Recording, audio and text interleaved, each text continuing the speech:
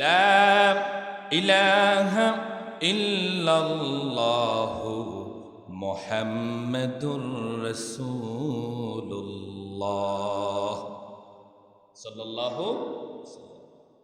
বেশি বেশি কালিমা পাঠ করবেন। লা ইলাহা ইল্লাল্লাহ, লা ইলাহা ইল্লাল্লাহ। পড়েন না, লা ইলাহা ইল্লাল্লাহ, লা ইলাহা ইল্লাল্লাহ।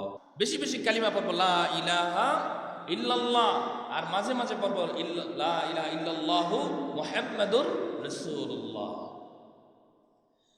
হাদিস শরীফে আসছে, এই কালিমা যারা বেশি পড়বে, যারা বেশি বেশি পড়বে, তাদের মিজানের পাল্লা ভারী হয়ে যাবে। সুবহানাল্লাহ।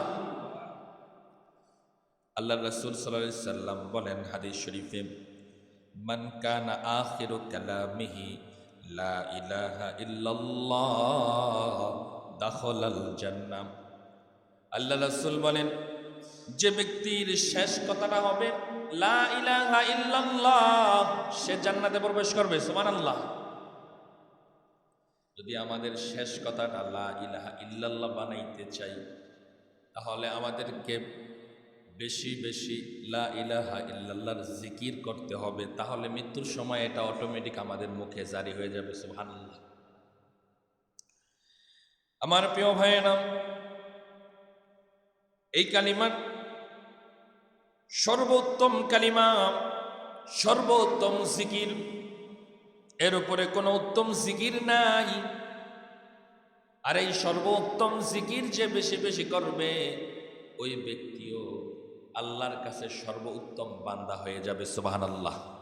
জোরে আওয়াজ দিয়ে বলেন না সুবহানাল্লাহ।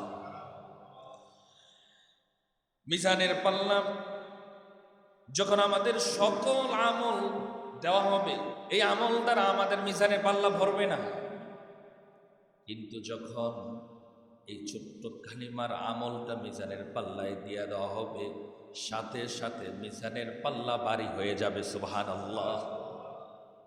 এই জন্য এই কালিমা বেশি বেশি দরকার, পড়া বেশি বেশি দরকার আছে না নাই? জোরে আওয়াজ দিয়া বলেন, বেশি বেশি তো পড়া দরকার আছে না নাই?